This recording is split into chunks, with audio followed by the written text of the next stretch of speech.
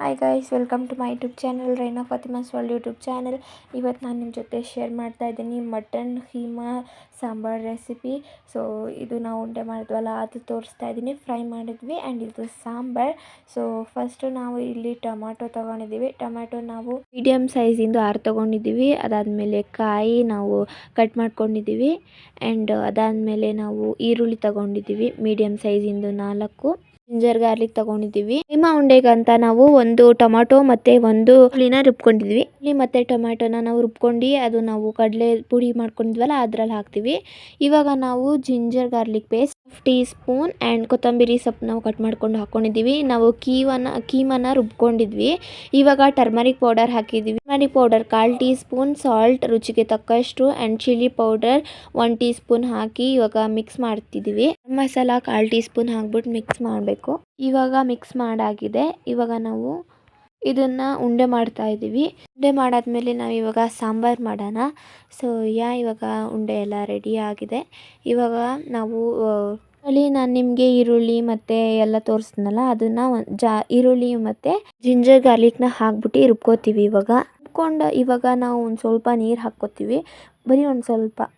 So ನೀರು ಹಾಕ್ಕೊಂಡು ರುಬ್ಕೊಳಕ್ಕೆ ಇಡ್ತಿದ್ವಿ.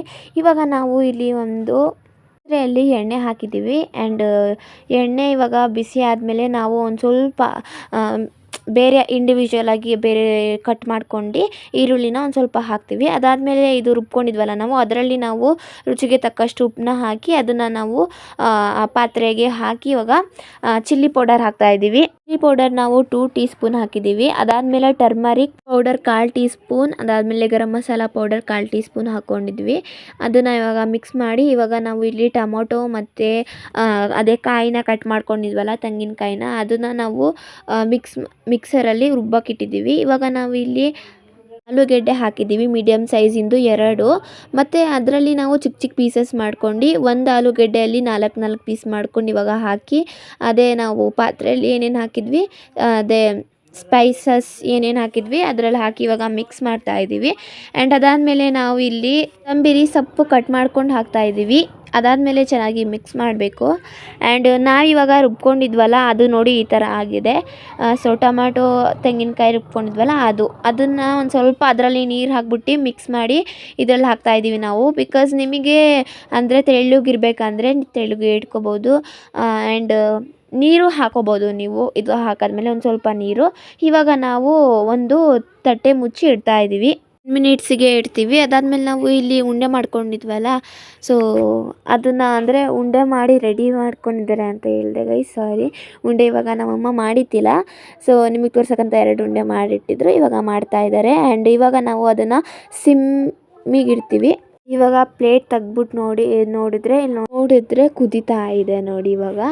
So ಇವಾಗ ನಾವು ಇದರಲ್ಲಿ ಉಂಡೆನ ಹಾಕ್ತೀವಿ. ಸೊ ನಮ್ಮಮ್ಮ ಅದೇ ಕೀಮಾಲ್ ಉಂಡೆ ಮಾಡ್ತಿದ್ರಲ್ಲ ಅದನ್ನು ಹಾಕ್ತೀವಿ. ಸೊ ನಿಧಾನಕ್ಕೆ ಹಾಕಬೇಕು. ನನಗೆ ಭಯ ಆಗ್ತಿತ್ತು ಫಸ್ಟ್ ಟೈಮ್ ಹಾಕಿರೋದ್ರಿಂದ. ಸೊ ಅದನ್ನು ಹೆಂಗೆ ಎಲ್ಲನೂ ಒಂದೊಂದು ಸತಿ ಎಕ್ಸ್ಪೀರಿಯೆನ್ಸ್ ಮಾಡೋದ್ರಿಂದ ಸೊ ನನಗೇನೋ ಒಂಥರ ಇಷ್ಟ ಆಗುತ್ತೆ ಫಸ್ಟ್ ಟೈಮ್ ಏನು ಕೆಲಸ ಮಾಡಿದ್ರು.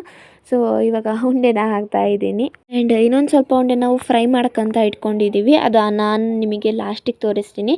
ಇವಾಗ ನಾವು ತಟ್ಟೆ ಮುಚ್ಚಿಬಿಟ್ಟು ಇಟ್ಟಿದ್ದೀವಿ ಸಿಮ್ಮಲ್ಲಿ. ಸೊ ಇಟ್ಟಿದ್ವಿ ಅರ್ಧ ಗಂಟೆ. ಅದಾದಮೇಲೆ ರೆಡಿ ಆಯಿತು ನಮ್ಮ ಸಾಂಬಾರು. ಆಫ್ ಮಾಡಿದೆ ಇವಾಗ. ಸೊ ನೀವು ಕೂಡ ಟ್ರೈ ಮಾಡಿ ನೋಡಿ. ನಮ್ಮಮ್ಮ ಫ್ರೈ ಮಾಡೋಕ್ಕಂತ ಹಾಕಿದ್ದಾರೆ ಸೊ ಉಂಡೆನ. ಆ್ಯಂಡ್ ಇದು ನಾವು ರಾತ್ರಿಗೆ ಫ್ರೈ ಮಾಡಿದ್ರಿಂದ ಗೊತ್ತಾಗಲಿಲ್ಲ ಕರೆಕ್ಟಾಗಿ. ಸೊ ನೀವು ಕೂಡ ಇದನ್ನು ಟ್ರೈ ಮಾಡಿ. ಇವಾಗ ನಮ್ಮಮ್ಮ ಒಂದೊಂದಾಗಿ ಹಾಕಿ ಇವಾಗ ಇದು ಮಾಡ್ತಾಯಿದ್ದಾರೆ. ಆ್ಯಂಡ್ ತುಂಬಾ ಚೆನ್ನಾಗಿ ಕ್ರಿಸ್ಪಿಯಾಗಿತ್ತು. ನೀವು ಕೂಡ ಇದನ್ನು ಟ್ರೈ ಮಾಡಿ. ತುಂಬಾ ಶಾರ್ಟಾಗಿ ಕ್ವಿಕ್ಕಾಗಿದೆ. ಸೊ ಈ ವ್ಲಾಗ್ ನಾನು ಇಲ್ಲಿಗೆ ಎಂಡ್ ಮಾಡ್ತೀನಿ.